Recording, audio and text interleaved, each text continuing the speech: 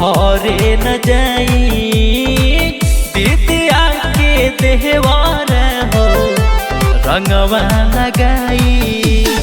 एने ओने पकड़ी हमारा के जकड़ी पूरा भिगा दीना। हमर जीजा बाड़े बड़ा शैतान यही से परेशान बानी ना। हमर जीजा बाड़े बड़ा शैतान यही से परेशान बानी ना।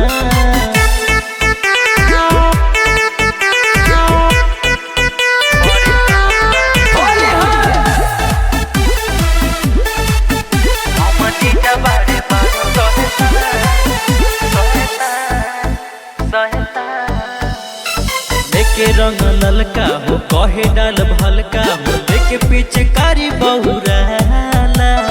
काहे न बुझाला हो डाले लागे पाला हो सखी दे हम बड़ी सिहराला।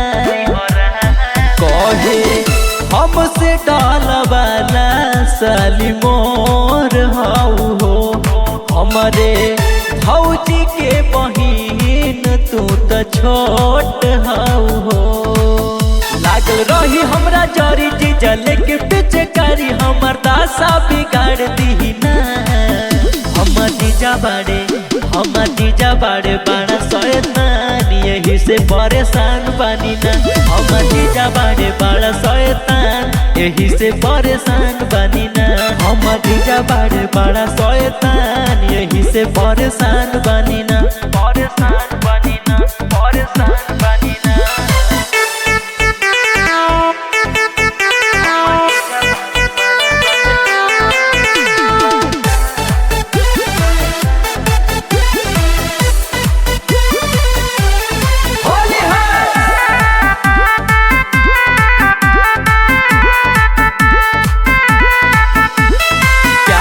बुलावेले ऐसन लगावेले कैसे कहीं लागेला सारा।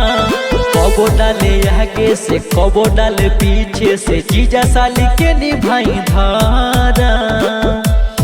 कैसे माना कर दीदिया के देवर हवन हो हमारा पीछे पड़ल बाटे उ बेशरम हवन हो।